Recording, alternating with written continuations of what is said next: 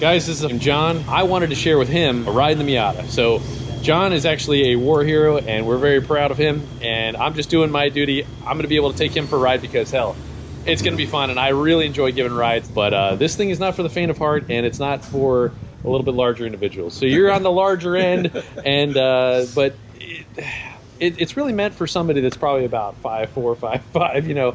But we got those seats hunkered down, and you're about what, 6'2"? Yep, 6'2". And yep, we're gonna squeeze in there and go have some fun. We'll go do some donuts, do some street pulls, and try not to break the law that much. So here we go. Looks got her somewhat cleaned up a little bit. Just got a quick little wash down. It's been a little while since I've actually taken her out and drove it. A buddy of mine actually just did some donuts and kind of lost control of it a little bit, but we fixed it all up and everything was totally good. This is kind of a sad story right there. We did blow the tires off it, and unfortunately the video was all shot. We never really got to have that on video. It was a blast. Poor sad fender flare, man. Got a lot of time in that pup.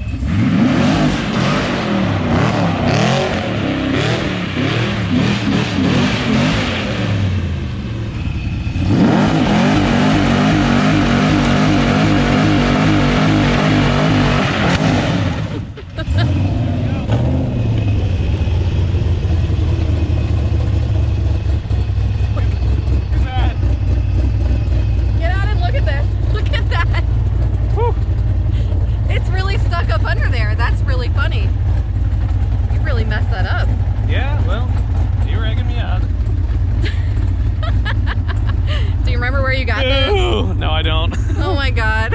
Over here, it's a squeeze. It's got usually kind of a funky fuel blend. It's got a weird smell, but a lot of times we use some C85 and no power steering. Well, you don't take away from the power. But when's the last time you did some donuts? I don't really do much donuts. I've been, you know, the drag racing, straight line stuff. So I'm not much on donuts. It'll be a new experience, so it'll be cool. Oh, yeah. He's in the perfectly bad spot right here. We'll do a little something here.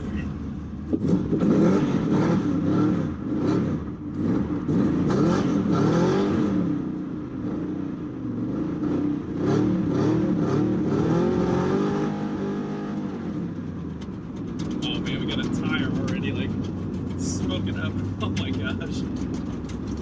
I bet your neighbors love you down here, don't they? Yeah. So I really do want to get a cage in this thing. It's kind of sketchy in a way. Yeah. What you say, 2,500 pounds? Yeah, 2,500 pounds makes 540 wheel. Wow. So like this thing makes a whole bunch of noise here. So I'm sorry guys, the audio is not going to be that great, but it's just the nature of this stupid loud car and the fact that this hood or this roof is a total piece of junk and it leaks a lot. So do the best we can here. So I know you had told me before, but for the people that want to watch this, you served in Vietnam and you were what, like 18? I was 19 when I went to Vietnam with the 1st Cavalry Division in 1970. Jeez. A lot of people tell me thank you for your service. I always say it was an honor to serve. You know, you don't realize it at the time, but it's a proud accomplishment to be a veteran and serve your country. Yeah, that's awesome.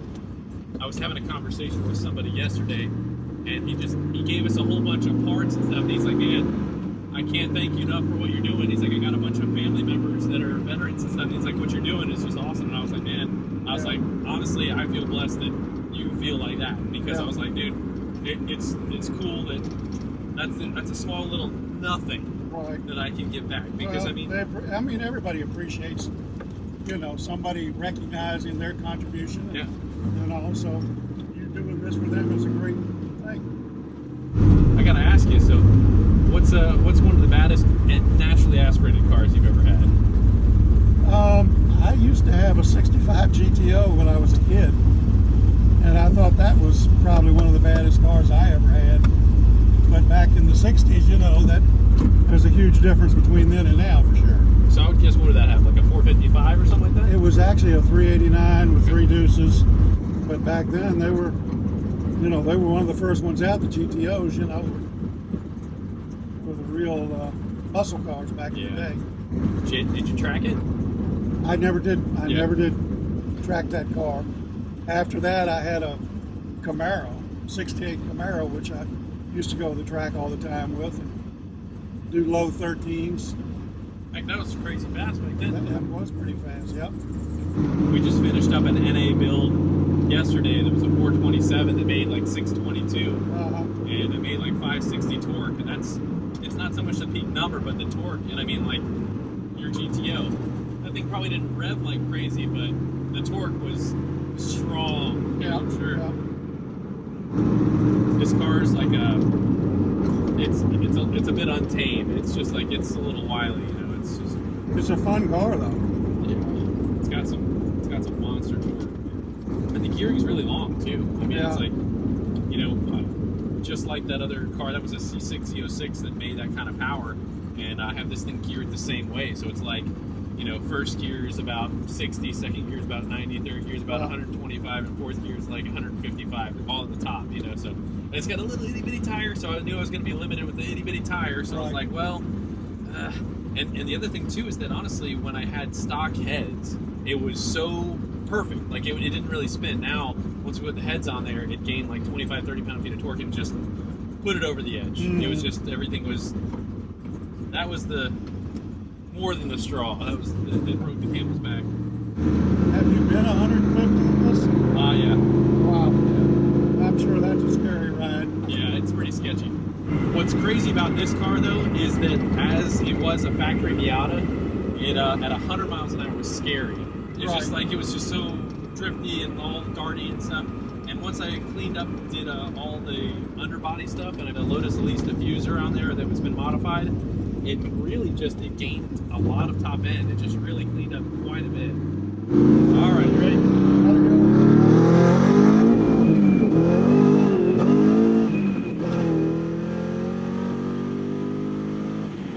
Got something going on there. It sounded like you got a misfire there or something. It holds strong though. Yeah. Do some port throttle stuff here, just kind of.